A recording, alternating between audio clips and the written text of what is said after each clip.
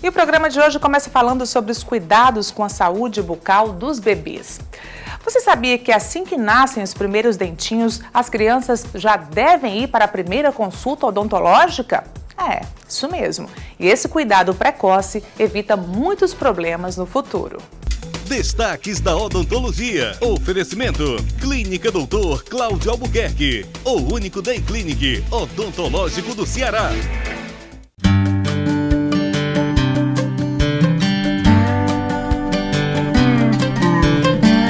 Sofia, tia Rebeca vai colocar esse avental pra gente não sujar esse teu vestido bonito. Deixa eu botar aqui. Pasta aqui pra gente colocar bem bonito e não sujar o vestido.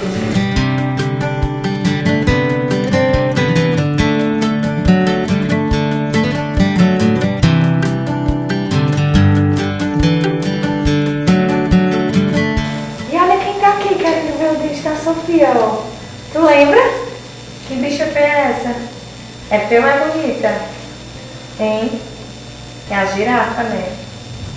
Oi, gente. Eu e a Peppa estamos ao lado dela. Aliás, a Peppa sempre está ao lado dela, né? Porque a Peppa tem que ser a presença certa aqui no consultório. Doutora Rebeca Araújo, ela é odontopediatra e vamos conversar sobre um assunto muito legal hoje, que é a primeira consulta odontológica. Posso ficar com a Peppa? Posso? Aliás, é a sua Peppa, né? Você me empresta a Peppa hoje? Empresto. A Peppa é para todo mundo que vem visitar o consultório. Tudo bem, doutora? Tudo ótimo, Natália, tudo ótimo. Prazer ter sua participação aqui no Check-up, até porque a gente já viu algumas imagens aí da Sara e da Sofia, que são tuas pacientes desde a primeira consulta mesmo, né? Desde a primeira consulta. A Sara e a Sofia vêm ao consultório desde que erupcionaram os primeiros dentinhos, por volta de 1 ano. Então, por aí que eu quero começar a nossa entrevista hoje. Qual o momento ideal dessa primeira consulta? Porque muita gente diz assim, os dentes já nasceram, mas não tem cárie ainda. Será que não é muito cedo? O que é que você tem a dizer a esses papais? Assim, o dentista e o odontopediatra, ele é um profissional que promove a saúde. Ele não só trata o paciente doente.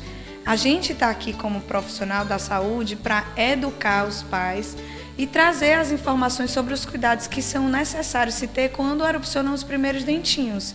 Então, um odontopediatra, normalmente, ele faz uma consulta com mãe gestante, antes mesmo da gravidez, para que ela saiba os cuidados que ela vai ter com esse neném.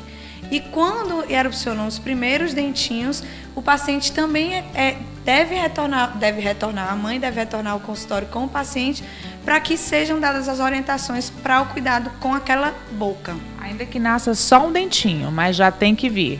Isso porque, normalmente, quando já se tem mais de um filho, as mães já têm o conhecimento. Mas quando, principalmente, se trata do primeiro filho, existem alguns cuidados simples que, muitas vezes, só o odontopediatra que pode estar informando.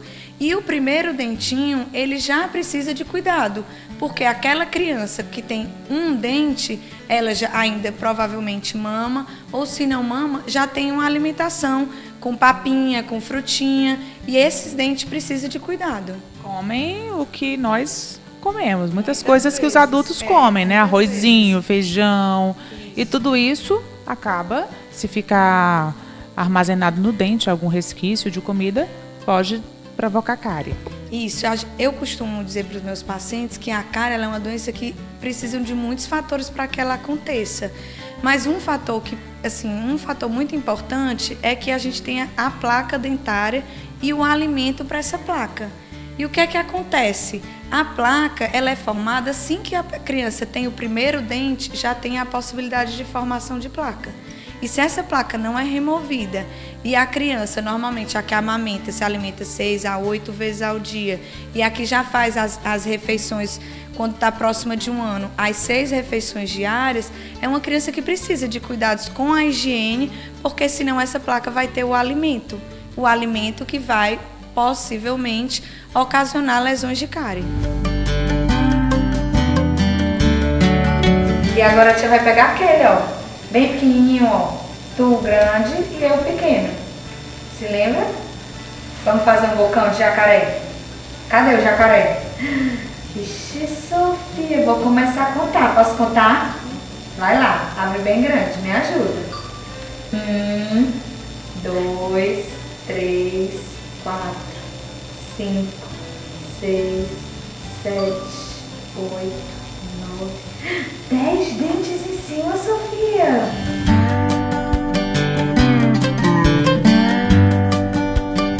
Tia Rebeca, e como é que é essa primeira consulta? O que é que você faz? Você analisa se o dente está crescendo direitinho, se ele nasceu direitinho, se está tudo ok, vê se já tem algum resquício de cárie. O que é feito? Faz algum tipo de aplicação de flúor? O que é que normalmente acontece na primeira consulta? Como tudo no consultório é novidade para a criança e muitas vezes para os pais também, porque a última vez que eles foram no consultório, sempre assim, como criança, já provavelmente faz muito tempo, então a gente começa a dar instruções de como acontece a cárie, como eu falei para vocês, que precisa da placa, da bactéria, como é feito como é que é a melhor maneira para remover essa placa, que é utilizando a pasta e a escova, como é a forma ideal de higienizar esses dentes, qual seria o melhor momento, que normalmente a gente associa nos pacientes pequenininhos, né? Que normalmente os dentes erupcionam com 6 meses.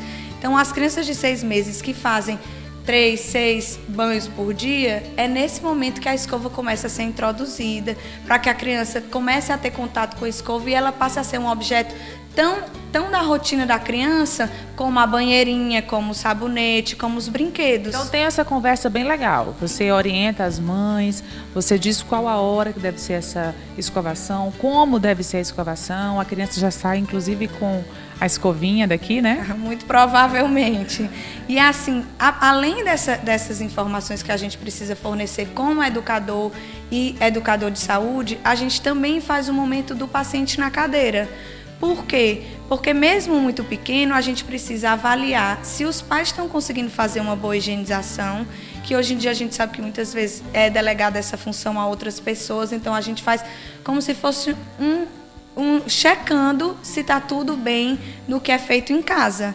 E aí, assim, orientar uma melhor postura, caso não esteja adequada. E se tiver, parabenizar. Tudo isso com muito jeitinho, né? Porque a gente sabe que os odontopediatras, eles têm que ter esse jeitinho, muita paciência, muito carinho, como a gente está vendo nas imagens, a pepa, o ursinho, enfim, tudo isso para que as crianças fiquem bem à vontade e deixem vocês trabalharem. Rebeca, eu gosto demais do universo infantil. E eu acho que é isso que tem que ter dentro de um consultório, para que a criança se sinta ambientada. E aí, se ela se sentir ambientada e confortável naquele espaço, ela vai cada vez mais ser mais positiva ao tratamento, que muitas vezes não é tão fácil assim para elas. E aí o que a gente tenta fazer com a postura de profissional, mas a gente abandona um pouco aquela postura mais adulta e entra no imaginário da criança para que a gente possa transformar esse momento de exame numa grande brincadeira. E assim a gente conseguir o movimento que a gente quer, avaliar todos os dentes, avaliar a postura de todos os órgãos da boca que estão ali naquela criança. Então a criança sai daqui, ela já passa a escovar os dentes a partir dessa consulta. Tem uma pastazinha especial, né, que elas podem inclusive engolir, que é própria para a criança.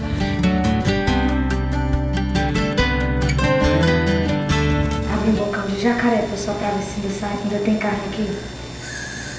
Tem um pedacinho, Sofia. Vou tirar, tá? Ó, abre o bocão.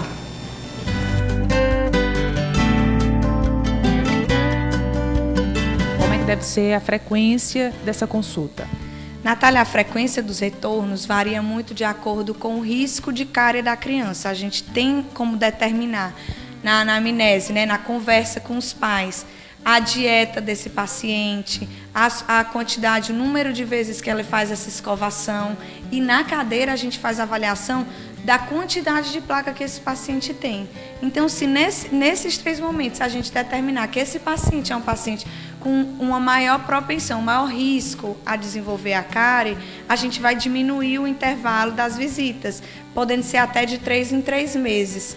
Mas se esse paciente, ou menos, mas se esse paciente for um paciente que está com uma dieta bem equilibrada, com uma higiene adequada, e você na cadeira conseguiu observar que ele está conseguindo fazer tudo o que a gente que a gente orienta, a gente pode manter esse retorno de 6 em 6 meses para que se tenha um reforço de estímulo. A gente chama um reforço mesmo positivo de atividade, para que a criança não deixe o hábito de escovação, para que os pais tenham isso ligado na cabeça, para que não vá deixando isso para lá diante de tantas funções e tarefas que as crianças têm na rotina. Como o nosso tempo já está acabando, eu vou te fazer umas perguntinhas bem rápidas, porque eu sei que as mamães vão gostar dessas perguntas. Número 1. Se o meu filho não deixa escovar os dentes, eu devo forçar? A gente pede para motivar, para entreter. Não é enganar, é entreter. Procurar uma forma divertida de fazer isso. Se no fundo, no final de tudo, de todas as tentativas, a gente não conseguir, eu acho que vale a pena você conversar com seu filho e dizer, olha, a mamãe vai fazer mesmo assim. Porque sendo muito bebê. Mesmo sendo muito bebê. Acho que a conversa, mesmo desde pequenininho, tem que ser clara com eles, porque a gente pensa que não, mas eles entendem.